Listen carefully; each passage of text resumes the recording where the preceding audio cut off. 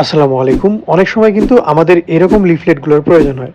বিশেষ করে বাসা ভাড়ার লিফলেট, তারপর হচ্ছে দোকানের লিফলেট বা দেখা যাচ্ছে যে ভর্তির কোনো নোটিশ লিফলেট, এটা কিন্তু অনেক সময় আমাদের প্রয়োজন হয়। এটার জন্য আমাদের কম্পিউটার দোকানে যাইতে হয়। তো আজকে আমি দেখাবো কিভাবে আপনার হাতে থাকা মোবাইল দিয়েই জাস্ট আপনি যেভাবে লিখবেন সেভাবেই এ ধরনের একটা সুন্দর লিফলেট তৈরি হয়ে যাবে। এর জন্য আমরা যেকোনো একটা ব্রাউজারে গিয়ে সার্চ করব ID card scanner pro. ID card scanner pro অনেক ধরনের ভিডিও আমার পেজে আছে, চাইলে দেখে আসতে পারেন। তো আইডি কার্ড স্ক্যানার প্রো লেখার পরে এরকম একটা অপশন আসলে আমরা একদম নিচে স্ক্রল করব।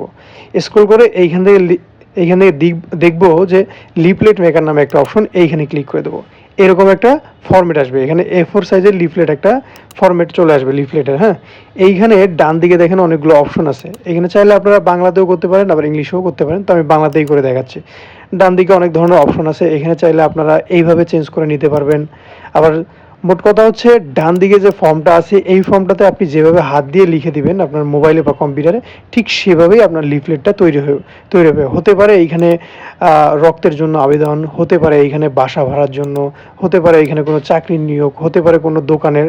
তো এইখানে যেমন আমি এইখানে দেখেন যে আমি এখান থেকে উপরে রক্তের আবেদন বা রক্তের প্রয়োজন নামে একটা লিফলেট আমি সিলেক্ট করছি, করে এখানে নিজের মতো করে কাস্টমাইজ করে নিচ্ছি। এই যে এইখানে দেখেন মাঝখানে যে লেখাগুলো আছে এইগুলো কিন্তু চাইলে আমি আমার মতো করে লিখে দিতে পারবো। যেমন এখানে ফোন নাম্বারটা যে দেওয়া আছে এটা এখান থেকে আমি এডিট করে দিচ্ছি, আমার নাম্বারটা লিখে দিচ্ছি এখানে। তো এরকম করে কিন্তু আপনারা চাইলেই আপনাদের হাতে থাকা মোবাইল দিয়ে এই ধরনের সুন্দর সুন্দর লিফলেটগুলো তৈরি করে ফেলতে পারবেন। যখন দেখবেন এরকমভাবে সুন্দরভাবে তৈরি হয়ে গেছে A4 সাইজের একটা লিফলেট, তখন এটা সেভ বা প্রিন্ট করবেন কিভাবে? এর জন্য এই যে একদম নিচে চলে আসবেন, নিচে চলে এসে দেখবেন এখানে প্রিন্ট নামে একটা অপশন আছে। এখানে ক্লিক করলে কিন্তু PDF বা প্রিন্টের অপশন আছে।